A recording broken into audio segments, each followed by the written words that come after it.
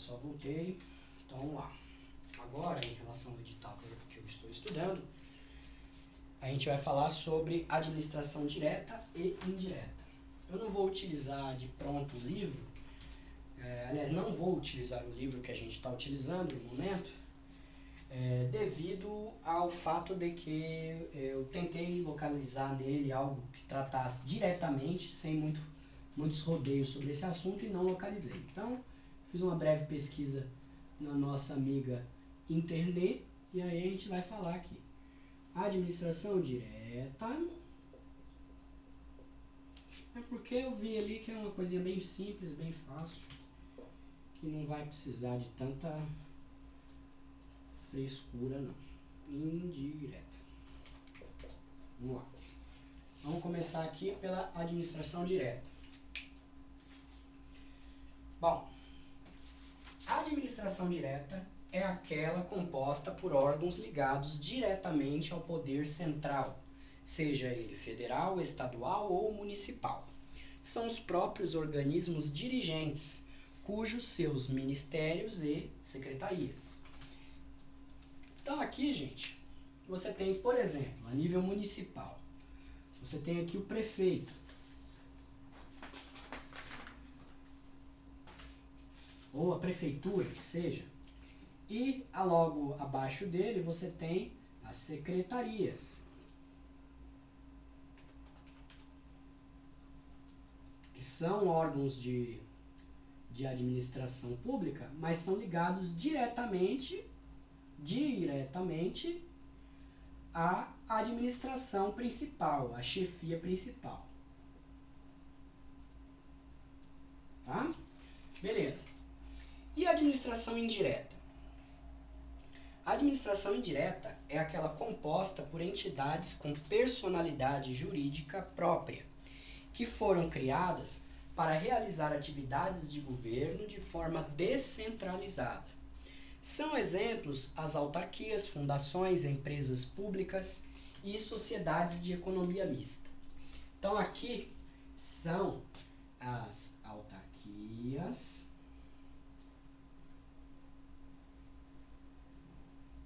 fundações,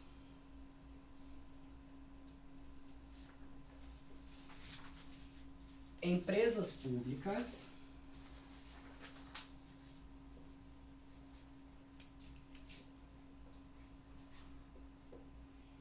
e sociedades de economia mista.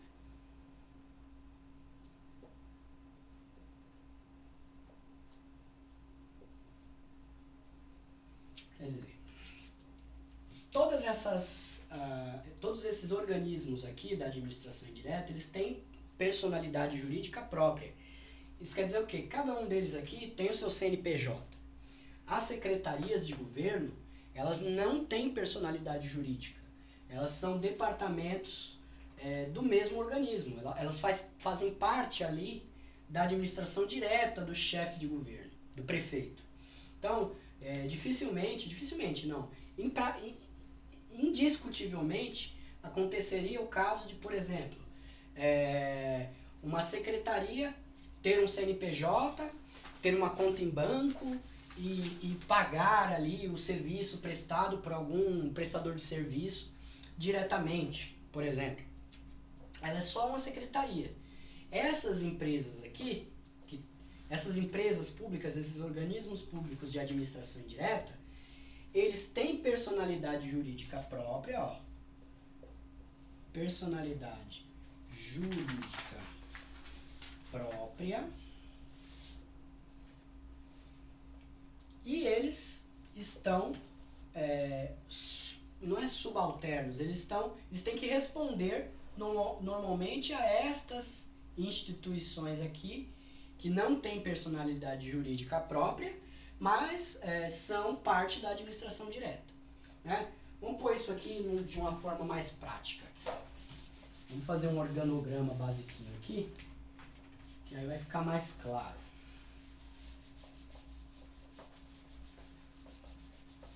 Por exemplo, vamos pensar aqui no governo do estado de São Paulo.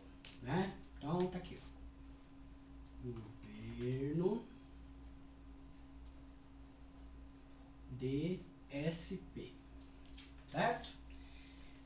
do governo do SP, do governador do estado, você tem aqui várias secretarias. Então você tem aqui a Secretaria de Segurança, a Secretaria do Meio Ambiente, tá? Aqui você tem a Secretaria de Turismo, que seja, e aqui você tem a Secretaria da Fazenda. Certo? Beleza. E abaixo dessas secretarias você tem os organismos públicos de administração indireta que têm personalidade jurídica própria. Então aqui, ó, Secretaria do Meio Ambiente. Você tem aqui uma fundação, ó. Fundação Zoológico. É uma fundação. Ele tem CNPJ próprio, ele tem personalidade jurídica própria. Então, por isso, ele é da administração pública indireta. Ele é uma empresa pública que responde a quem? A Secretaria do Meio Ambiente, que é um organismo público da administração direta, porém ele não tem personalidade jurídica. Vamos ver outra aqui. Ó, aqui você tem uma autarquia, vai. A autarquia SP Tours. Se não me engano, essa autarquia é municipal. Mas tudo bem. É uma autarquia, é uma empresa pública que responderia a uma secretaria de turismo. Aqui, daqui para baixo, são as empresas públicas com personalidade jurídica. E são administração indireta. Certo? Daqui para cima, você tem os órgãos públicos sem personalidade jurídica.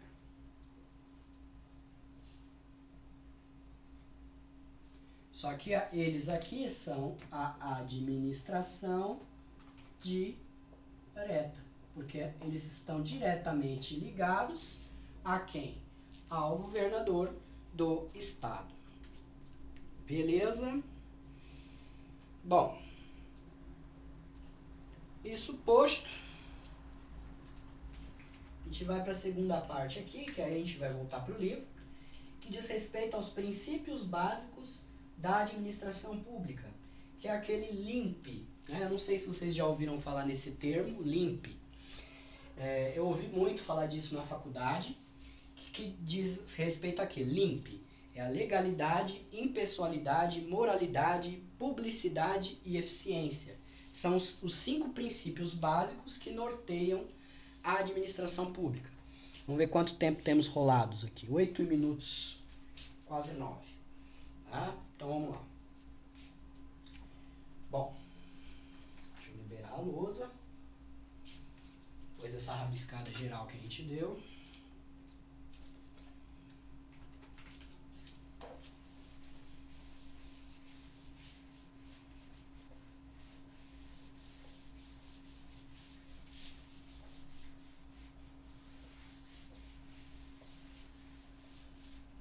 Beleza. Então, vamos lá.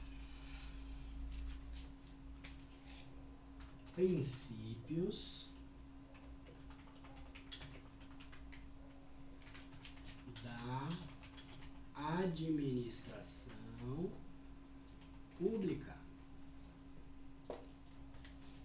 Tá aí. Que princípios são estes? É o princípio do LIMP. Tem outros princípios, viu, gente? Não são só estes, não. Só que estes são os principais e esses são os princípios que estão sendo pedidos no concurso, tá? Os demais a gente não vai destrinchar. Então vamos lá. Primeiro, o L aqui do LIMP, certo? É o princípio da legalidade.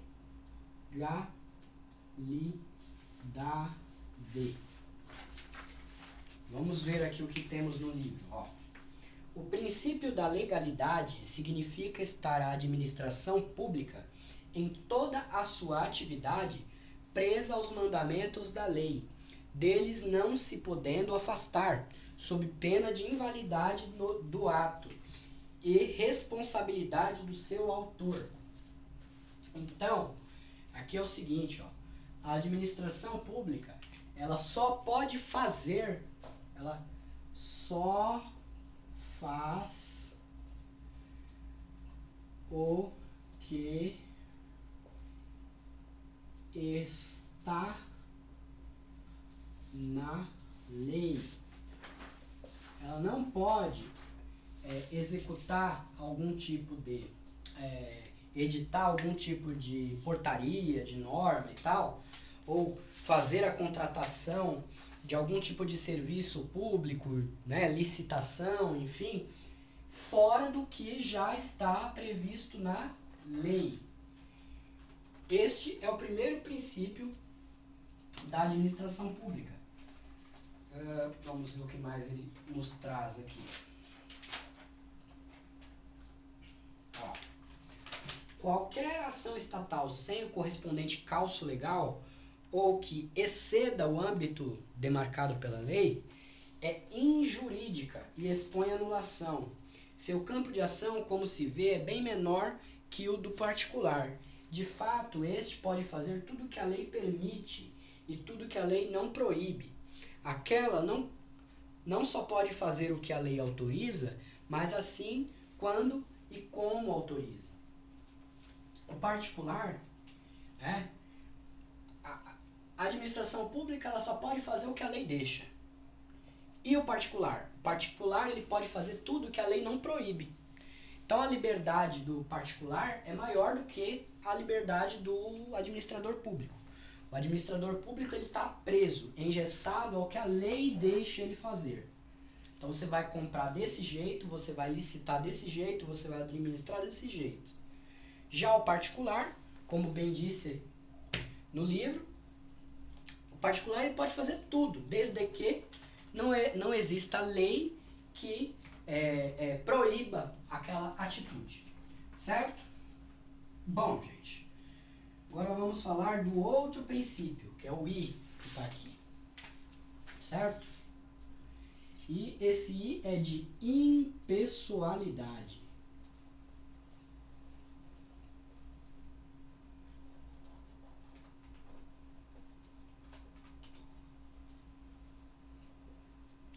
Perfeito. Vamos lá. Princípio da impessoalidade.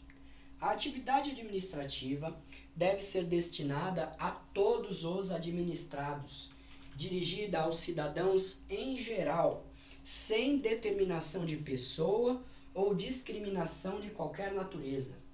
É o que impõe ao poder público este princípio. Com ele quer-se quebrar o velho costume do atendimento do administrado em razão de seu prestígio, ou porque ele, o agente público, deve alguma obrigação. Então, o que traz esse princípio aqui para a administração pública? Ela tem que atender a todos igualmente. Aqui não tem, esse princípio ele defende o quê? Que não existe esse negócio de carteirada. Ah, mas eu sou parente do vereador fulano de tal, então você tem que fazer essa liberação desse alvará para mim mais rápido. Não. O prazo para o cidadão comum e para qualquer outro cidadão que tenha algum tipo de prestígio, entre aspas, que seja, é igual. Certo? O atendimento da administração pública perante os seus administrados é igualmente proporcional a todos. Certo? Bom, agora vamos para o princípio M, que é M de moralidade.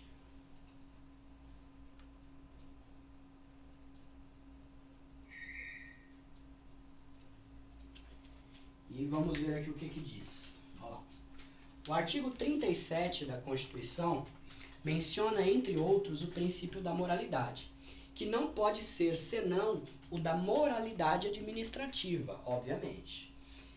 De sorte que o princípio da moralidade administrativa tem hoje status constitucional. O princípio da moralidade administrativa extrai-se do conjunto de regras de conduta que regulam o agir da administração pública. Tira-se da boa e útil disciplina interna da administração. O ato e a atividade da administração pública devem obedecer não só à lei, mas à própria moral, porque nem tudo que é legal é honesto, conforme afirmavam os romanos. Para Eli Lopes Meireles, a moralidade administrativa está intimamente ligada ao conceito do bom administrador, aquele que, usando de sua competência, determina-se não só pelos preceitos legais vigentes, como também pela moral comum, propunhando pelo que for melhor e mais útil para o interesse público. Por essa razão, veda-se à administração pública qualquer comportamento que contrarie os princípios da lealdade e da boa-fé. A importância do princípio da moralidade já foi ressaltada pelo TJ de São Paulo, ao afirmar que a moralidade administrativa e o interesse coletivo integram a legalidade do ato administrativo. Note-se, por fim, que qualquer cidadão é parte legítima para procuração popular, objetivando anular ato lesivo à moralidade administrativa. Bom, então é o seguinte, eu falei para vocês em relação aos dois primeiros princípios. O da legalidade, a administração pública só pode fazer o que está previsto em lei. A impessoalidade, tudo que ela executar, ela deve atender a todos os seus subordinados de forma igualitária, certo? Sem distinção de forma nenhuma. E em relação à moralidade, é o seguinte,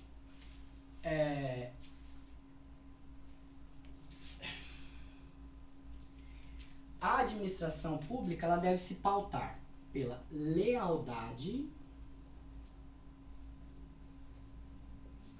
e boa fé. Porque, como bem disse aqui no livro, nem sempre, como os romanos diziam, o ato da atividade de administração pública não deve obedecer só à lei, mas à própria moral, porque nem tudo que é legal é honesto. Né? Depende muito da situação. É óbvio que a administração pública ela vai estar ali, entre aspas, engessada dentro do que a lei autorizar ela a fazer. Porém, todavia, contudo, o administrador público, ele não é um robô. Ele não é robotizado. Eu faço o que a lei mandar. Pronto. Acabou. Não.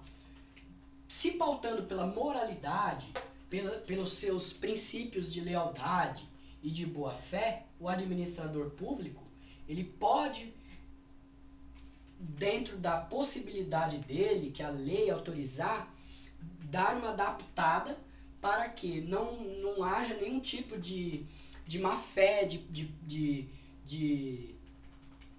não sei nem se o termo está correto, de prejudicamento, né? De algum tipo de algum administrado, né? De algum subordinado da administração pública, certo? Então, aqui é fazer o que está na lei, aqui é olhar para todos de forma igual e aqui é bom senso, é ter bom senso, agir de forma moral. Nem sempre o que está na lei, para aquele caso factual, é legal, mas não é moral. E aí o administrador público tem que ter esse discernimento. Agora vamos para o P. Vamos ver se tem tempo. Tem 20 minutinhos, dá tempo de terminar isso aqui. O P é de publicidade.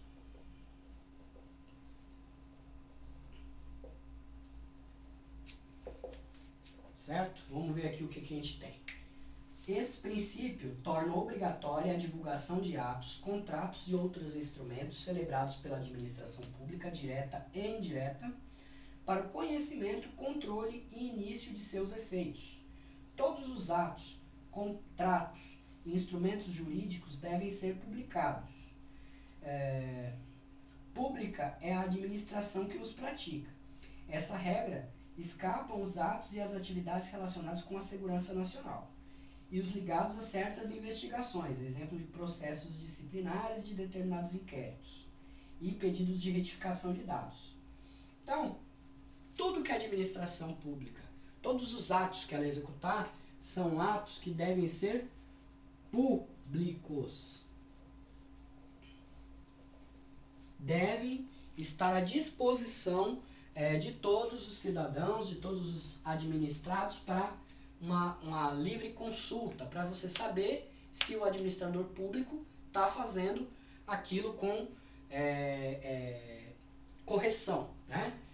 Ultimamente a gente tem falado muito da lei da transparência, e vários organismos públicos eles criaram sites, né, o portal da transparência, onde você consegue verificar toda a prestação de contas daquele município, onde está sendo gasto o dinheiro público. Então, a administração pública promoveu o ato, uma licitação, uma compra de materiais, ela tem que pôr lá no portal da transparência para que se prevaleça o princípio da publicidade. E por fim, gente, o E é de eficiência.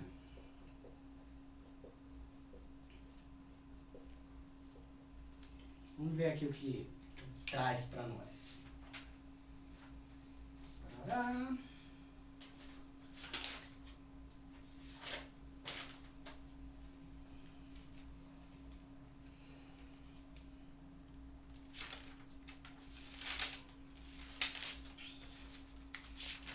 Cheio.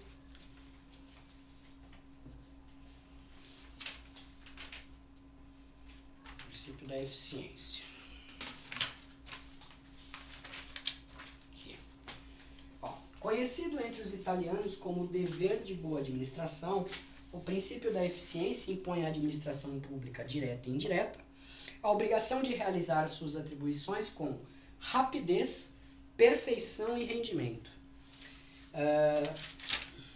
Além, por certo, de observar outras regras do princípio da legalidade. Não adianta você a administração pública querer agir com rapidez, agilidade e tudo mais, desrespeitando a primeira regrinha, certo? Então, vamos lá, O desempenho deve ser rápido e oferecido de forma a satisfazer os interesses dos administrados em particular e da coletividade. Nada justifica qualquer procrastinação, qualquer encebação. Aliás, essa atitude pode levar a administração pública a indenizar os prejuízos que o atraso possa ter ocasionado. É o que ocorre se solicitada a instalação de um para-raio numa escola.